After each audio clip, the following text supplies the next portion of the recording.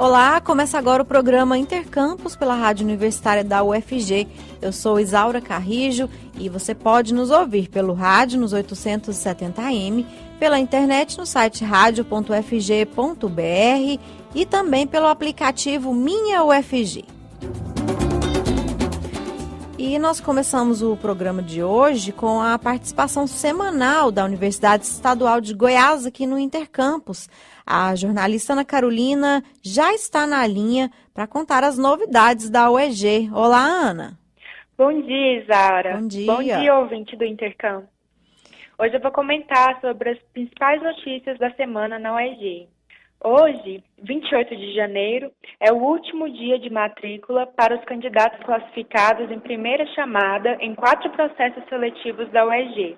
Processo Seletivo 2019/1, Educação Superior para Refugiados, Gestão Pública no Campus Jataí e SAIS 2016/3. As matrículas que estão sendo realizadas nas secretarias acadêmicas dos campos que oferecem os cursos para o qual o candidato foi classificado. E a lista com os horários, campos e endereços para matrícula estão disponíveis no site da UEG, www.ueg.br, clicando na área de editais e em graduação.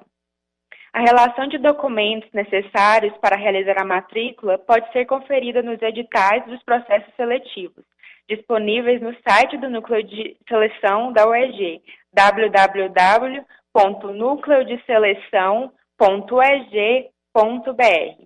E para aqueles candidatos que passaram na antiga Exefego, as matrículas estão sendo realizadas no novo endereço, Avenida Oeste, quadra 117, lote área, centro de Goiânia. Também hoje sai a terceira chamada do processo seletivo UEG-UAB em Pedagogia, à distância, na modalidade à distância, não é? Como eu disse. E o resultado vai ficar disponível no site da UEG, na área designada para editais, juntamente com as informações sobre os locais e horários para matrícula. No dia 14 de fevereiro, às 8 horas da manhã, será ministrado o curso Captação de Recursos, Valuation e Prospecção de Investidores. O curso será ministrado pelo instrutor André Ramos, CEO da Mindfy, Diagnósticos e Pesquisas Clínicas Assistidas por Inteligência Artificial. O local é o auditório do mestrado, na Administração Central da UEG, na BR-153, quilômetro 99, quadra área, quarto bloco em Anápolis. O link para as inscrições, que são gratuitas, está disponível no site da UEG, na área sobre eventos. E por hoje é isso. Até a próxima semana, Isaura. Ana, obrigada pela sua participação hoje aqui no Intercampus com a gente e até a semana que vem. Até. Ouça o Intercampus também pela internet no site da Rádio Universitária ou pelo aplicativo Minha UFG.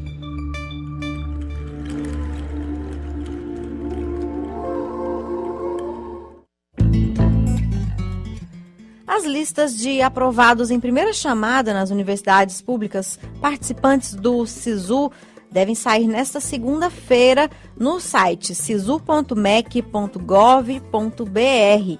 Aqueles candidatos que forem selecionados na UFG devem fazer a confirmação online da vaga pelo site sisu.ufg.br entre os dias 30 de janeiro e 4 de fevereiro.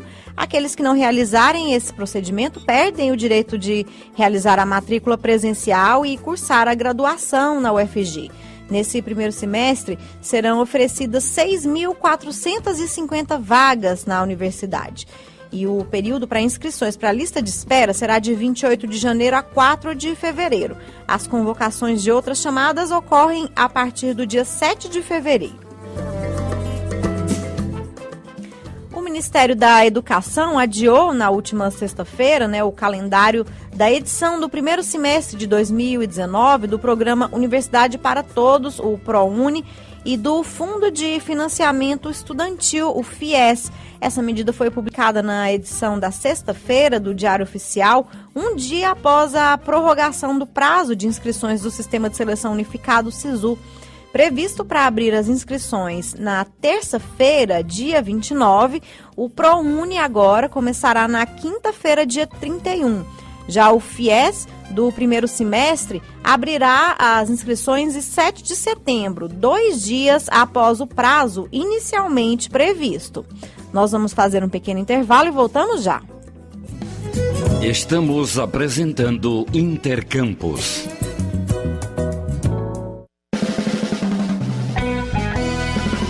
Na edição da sexta-feira do Diário Oficial, um dia após a prorrogação do prazo de inscrições do Sistema de Seleção Unificado, SISU. Previsto para abrir as inscrições na terça-feira, dia 29, o ProUni agora começará na quinta-feira, dia 31. Já o FIES, do primeiro semestre, abrirá as inscrições em 7 de setembro, 2 dias após o prazo inicialmente previsto. Nós vamos fazer um pequeno intervalo e voltamos já. Estamos apresentando Intercampus.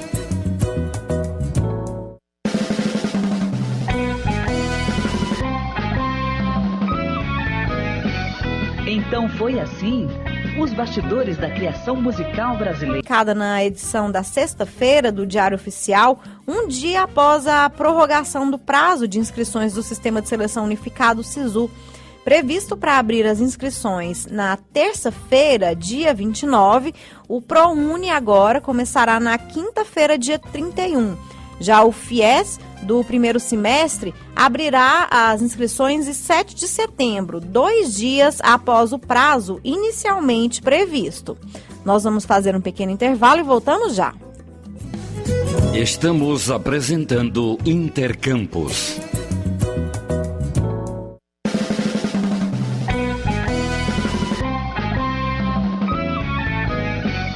Então foi assim, os bastidores da criação musical brasileira.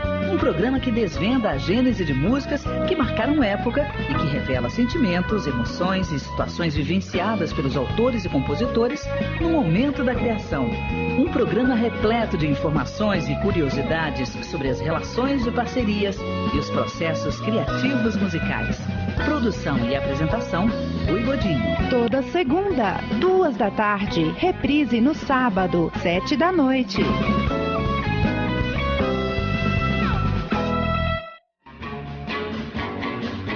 Na Universitária você pode recordar e curtir os Beatles. Beatlemania. As histórias e as músicas que marcaram a trajetória da banda no cenário mundial. Segunda-feira, às 9 da noite. Beatlemania.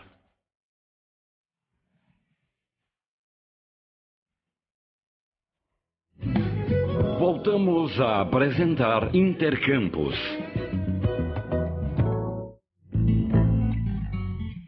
Início de semestre é sempre o momento ideal para os estudantes começarem a procurar oportunidades de estágio. A experiência fortalece o aprendizado em sala de aula e pode ser determinante para uma futura contratação do candidato. Eu conversei com a consultora de atendimento do Centro de... Obrigada por falar com a gente aqui na Rádio Universitária. E o que os recrutadores geralmente observam nos estudantes, né, no momento de fazer essa seleção para escolher um estagiário para atuar ali numa empresa, num órgão público? Sim, o que esses estudantes têm que se atentarem, estar sempre, atentos, o que o gestor procura é o quê? Uma pessoa que queira sempre se aperfeiçoar, um jovem que não pare de estudar, uma pessoa dinâmica. Então, a exigência da experiência não há, porém, esse jovem ele tem que ter um dinamismo, uma proatividade. Então, um Excel, Então, sempre ter esse aperfeiçoamento diário para que ele se destaque nessa entrevista. Uhum. E é muito comum a gente ouvir também, né, recrutadores falar nessa questão da proatividade, né? O estudante, quando está ali na faculdade, ele é demandado apenas pelo professor, então ele acaba apenas respondendo, né, as questões do professor, sem apresentar esse comportamento proativo. Na prática, como é que funciona isso, Kelly? A proatividade, na verdade, esse jovem, para ele se mostrar proativo, tem que ser uma pessoa que vai observar, mas que vai saber agir antes daquele gestor solicitar, né?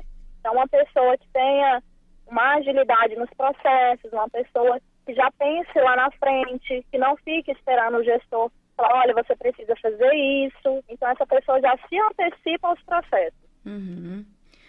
E outra coisa importante da gente lembrar também é que o contrato do estágio é diferente, né, do que um contrato comum feito para um trabalhador. Tem algumas peculiaridades, não é?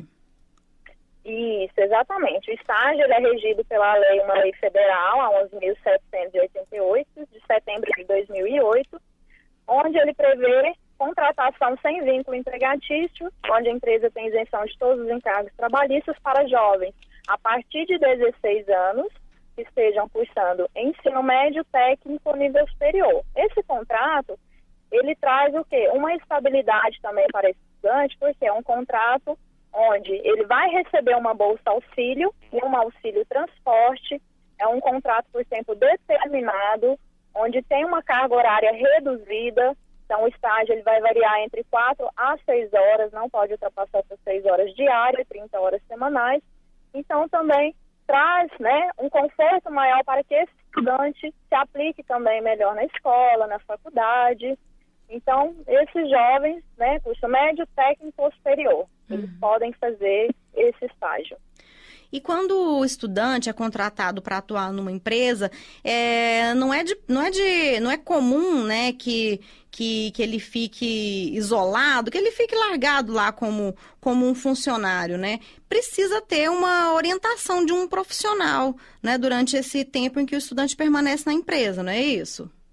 Isso, exatamente. Todo estagiário, ele precisa ter dentro da empresa um supervisor de estágio, onde vai supervisionar as atividades, vai passar as demandas, vai dar um feedback a esse estudante estagiário.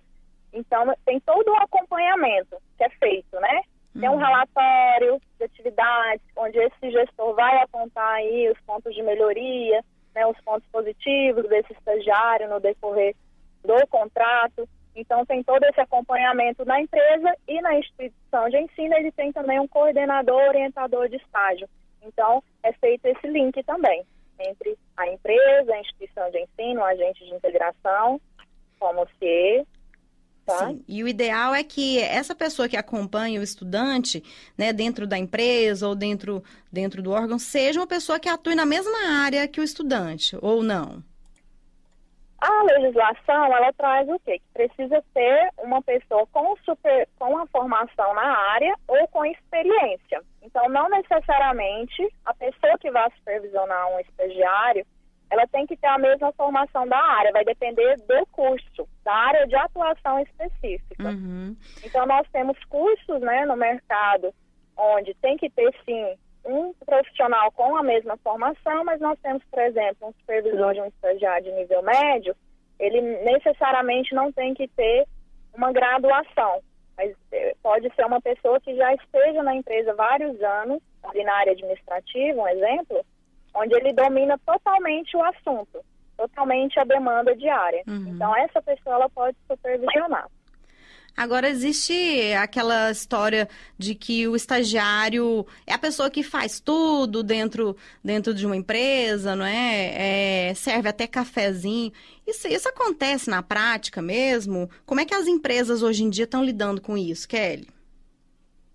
Não, na verdade, o estágio, as atividades, elas são muito bem elaboradas, né? Nós temos um projeto pedagógico de cada curso, onde as atividades são retiradas desses planos de atividade de curso e inserido no contrato. Então, esse estagiário, ele vai exercer uma atividade que realmente como se em contrato. Sim. Né? Hoje, antigamente, antes da legislação, realmente, nós víamos muito o estudante, ele faz tudo. Isso. Hoje não. Essas atividades, elas são bem especificadas, direcionadas, e esse estudante, ele vai exercer aquilo que realmente contempla o contrato de estágio dele. Uhum. Agora... mas lógico que nada impede ele de ser proativo e querer, né, fazer atividades extras, mas lógico que não fuja da área de atuação dele. E saber distinguir, né, o que ele precisa realmente fazer ou se ele está sendo explorado ali numa situação específica, né? Isso, exatamente. Isso mesmo. Então. Agora, sim, você trabalhando no CIE, você percebe que ao final desses contratos de estágio, é comum que os estudantes sejam efetivados? Existe um levantamento em relação a isso aqui em Goiás, da quantidade de estudantes que são efetivados depois, ao término, né, do contrato de estágio?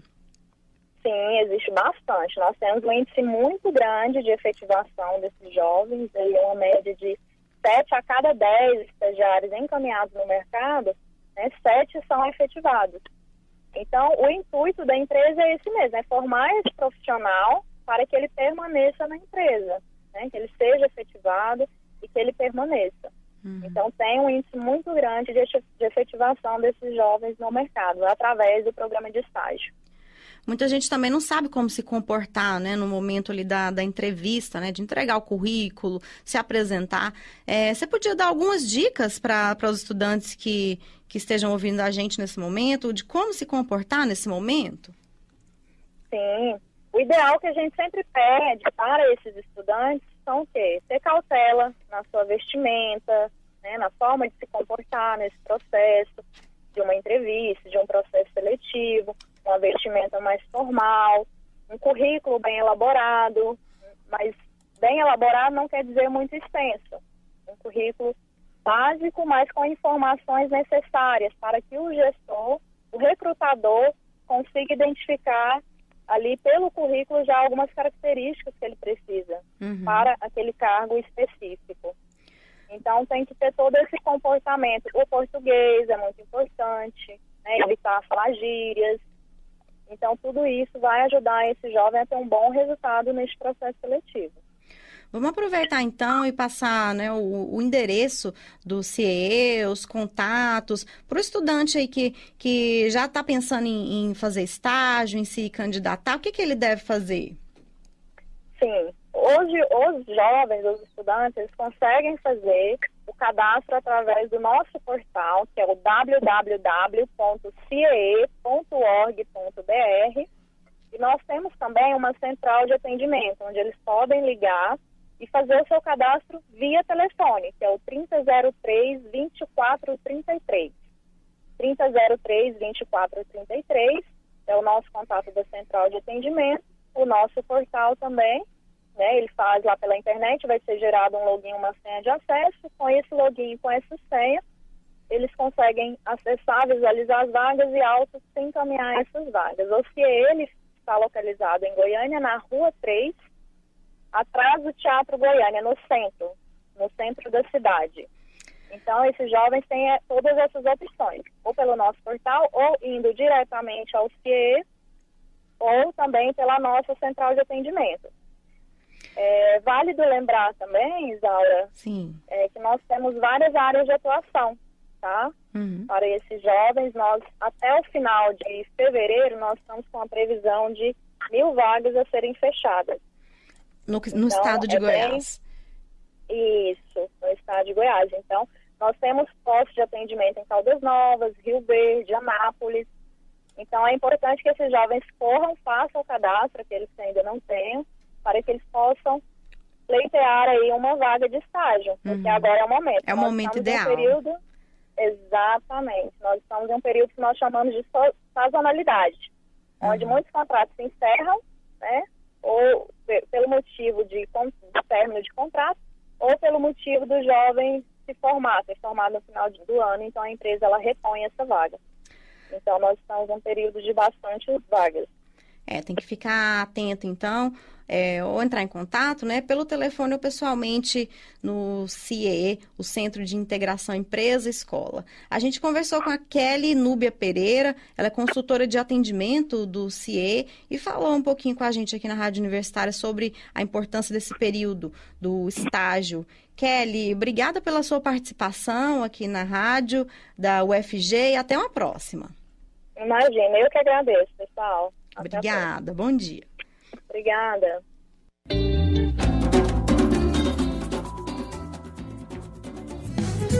O Intercampus volta já.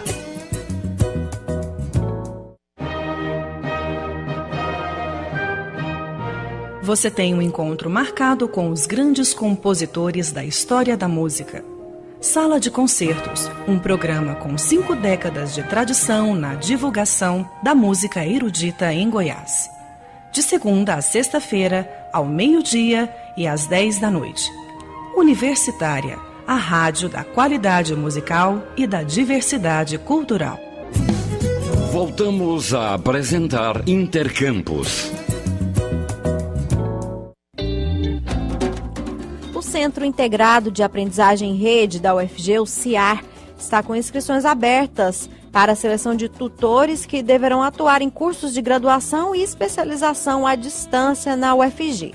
As inscrições são gratuitas e podem ser feitas até o dia 1º de fevereiro. A jornalista Ana Flávia Pereira conversou com a professora Maria Bethânia Santos, que é coordenadora adjunta da Universidade Aberta do Brasil na UFG. E ela falou sobre os cursos de EAD que são oferecidos pela universidade. Vamos acompanhar essa conversa. Olá, professora. Oi, bom dia. Bom dia, obrigada aí por aceitar nosso convite. Imagina, um prazer. Bom dia a todos os ouvintes. Professora, essas 1.200 vagas obtidas aí pelo CIAR UFG para 2019 são em cursos novos? Todas em cursos novos? Não, na verdade, 3 cursos a gente já tinha, né? Eles vão ofertar novamente vagas. Na licenciatura é o curso de Artes Visuais, Biologia e Matemática. Esses a gente já tinha, né? E vamos oferecer de novo vagas. Novo, nós vamos ter bacharelado, o curso de Biblioteconomia, e vamos ofertar também vagas em 3 cursos de especialização diferentes. Professora, muita gente questiona aí a oferta de cursos de graduação à distância, principalmente em algumas áreas, né? Por exemplo, nas ciências biológicas, né? Como é que são essas aulas? Fica faltando realmente essa parte prática, esse contato assim com essa parte prática ou não? Isso acontece? Isso aí é falta de informação mesmo. Todos os cursos à distância que demandam laboratório, as aulas são realizadas no laboratório. Né? Para você ter uma ideia, o curso de Biologia aqui da UFG, o laboratório aqui do ICB é utilizado para o curso. Né? Então, não tem isso. Todos os cursos que demandam essa parte prática, ela acontece. Então, é um pouco de preconceito que existe com o ensino à distância. Né? Muitas pessoas acham que o curso à distância é mais fácil, é mais simples de formar, e não é. Exige muito mais dedicação, disciplina, né, até maturidade dos alunos, né? Mas em termos de qualidade, os nossos cursos, até o certificado, né, é o mesmo do presencial quanto da distância. E essas 1.200 vagas, professora, que estarão disponíveis aí, elas vão estar disponíveis a partir de quando? Como é que vai ser feita a seleção desses novos alunos? Para a graduação, os cursos vão começar no 2º semestre de 2019. Então, a gente está nesse processo, né, de organização, porque tem a seleção dos tutores, né, os coordenadores dos cursos estão se organizando com relação a isso, e a parte toda da seleção, né, via vestibular ou Enem. Então, todo esse 1º semestre de 2019 vai ser para essa organização, para as aulas começarem no 2º semestre de 2019. E no caso das especializações, não, aí já é para o 1º semestre. Isso, especialização já começa agora, provavelmente em abril de 2019. Quem quiser, professora, saber, né, a oferta de cursos, as vagas disponíveis, como é que deve fazer? Você pode acessar diretamente o site do CIAR, né, www.ciar.fg.br, que lá tem todas as informações. A gente também tem todas as informações espalhadas nas redes sociais, né? A gente tem Instagram, YouTube. No YouTube já tem, inclusive, vídeos que falam desses cursos que foram elaborados aqui pela produção dos CIAs, coordenadores de curso, para quem tiver interesse, né, em saber mais que curso é esse, que disciplinas que tem, né, que tipo de saída. É só acessar os nossos canais. Professora, a oferta, né, de cursos aí, tanto de graduação quanto essas especializações na modalidade à distância, elas são importantes, por exemplo, para a formação de mão de obra? Elas contribuem, por exemplo, para a melhoria do país como um todo? Sim. O que acontece, né? O governo federal, quando ele pensou na formação à distância, ele imaginou justamente aquelas áreas, né, carentes de professores. Então, quando sai um edital de oferta de novos cursos, há todo um estudo, né, de que áreas no Brasil precisam de professores. Se você pensar nas áreas que a gente chama de áreas duras, química, física, matemática, ainda falta muito professor. Então, é uma forma, sim, de a gente formar professores com qualidade, né? Assim, os da UFG, a gente tem essa garantia. Para você ter uma ideia, o curso de matemática à distância de catalão foi muito bem avaliado, né? Então, assim, tem também todos esses mecanismos que avaliam os cursos que são oferecidos, né? E as avaliações têm sido muito boas. E é claro que é uma oportunidade a mais. Por exemplo, tem gente que fez um curso, gostaria de estudar novamente, e é uma pessoa que já é casada, tem outras obrigações. E o ensino à distância dá essa possibilidade da pessoa se organizar, né? Estudar no horário que ela pode, né? Então, isso é muito importante para o país, sim. A gente tem que aumentar, inclusive nessas áreas muito carentes, né? E é a nossa luta aqui na UFG. Professora, você já falou um pouquinho, né, aí sobre essa qualidade, esse preconceito que existe em relação aí o ensino à distância, né? Então, isso é real, né? Essa não é só uma percepção que a gente tem, não. Não, existe muito esse preconceito, infelizmente, né? Mas aí o preconceito, ele acontece por falta de conhecimento mesmo, né? Até aqui dentro da própria UFG tem pessoas que não conhecem o CIAR ainda, não sabem o papel do CIAR, né? Não sabem como é que ele faz essa articulação entre, né, os cursos EAD e o governo federal. É falta de informação mesmo. O CIAR dá todo um apoio para os professores em termos de produção de material, de formação para utilização de plataforma. O ensino à distância não é você filmar uma aula e jogar na rede, né, para a pessoa assistir. Tem muita gente que ainda tem essa mentalidade, né, que é muito tacanha ainda, né, uma pessoa que pensa assim, ela ainda não entendeu muito bem qual é a filosofia do ensino à distância, né. Mas, professora, a educação à distância é para todos, é para todas as faixas etárias? A gente tem levantamentos de alunos, né, que procuram a EAD. A gente tem desde donas de casa, mães, né, que se organizam para estudar no horário que é melhor para elas, até outros profissionais mesmo, que já têm uma licenciatura e querem fazer outra, né. Inclusive, o governo federal abriu agora editais, né, para a gente se organizar. Edital não, desculpa. Ele abriu agora a segunda licenciatura, né, para formar pedagogos que queiram atuar na área de matemática e das artes, por exemplo, né, que é outra carência do nosso país. Gente que está formada em pedagogia, que às vezes assume aulas que ele não tem formação para isso. Então, foi feito um levantamento e agora vai ter essa oferta de licenciatura em matemática e artes em rede. Mas, por exemplo, professora, essa proposta, né, que, por exemplo, do ensino à distância no ensino médio e até a proposta de ensino à distância até para criança, você acha que isso é viável? Isso pode ser positivo? Não. Aí a gente tem que ter muito cuidado, né? Porque EAD, a gente pensar na EAD, a gente tem um público específico, né? Que é como eu estava te falando. São pessoas já mais maduras, pessoas que já vivenciaram até, às vezes, um curso já presencial e vai fazer uma distância.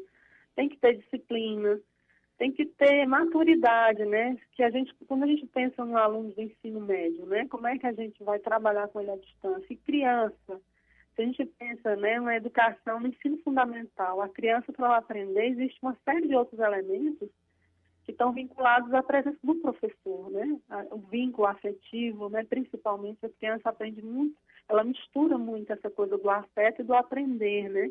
Então, isso, nada vai substituir o professor.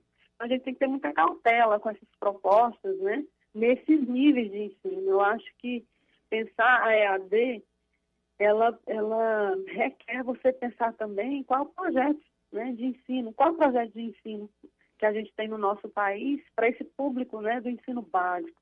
né? O ensino médio, para que a gente quer formar os nossos alunos, né? Porque aí a BNCC já modificou muita coisa, né? A gente tem que estar atento a essas mudanças e tentar responder qual o objetivo delas, né? Então, assim, criança, eu acho inaceitável você pensar em ensino à distância para criança, né? E ensino médio depende muito, né? Tinha que ser feito realmente um estudo, uma proposta, mas não com percentuais elevados, porque também você imagina se já é complicado hoje, você conversar com qualquer professor hoje do ensino médio, dar uma aula no ensino presencial não está nada fácil, você imagina essa aula toda à distância quase, né? E também, né, professora, porque a escola é mais do que conteúdo, né? A escola é socialização, a escola é troca de conhecimento presencial, né? E é aligerar demais, né? É colocar isso como um único ponto, né, de formação e perder o que é, né, esse ambiente da escola que você está colocando. Tá certo. Professora Maria Bethânia, muito obrigada por sua entrevista aqui à Rádio Universitária. Foi um prazer, um prazer. Essa foi a participação da professora Maria Bethânia Santos, coordenadora adjunta da Universidade Aberta do Brasil, aqui na UFG. E com essa reportagem, a gente encerra o Intercampus de hoje. Os trabalhos técnicos foram de Murilo Cavalcante. A todos, obrigada pela audiência e até amanhã.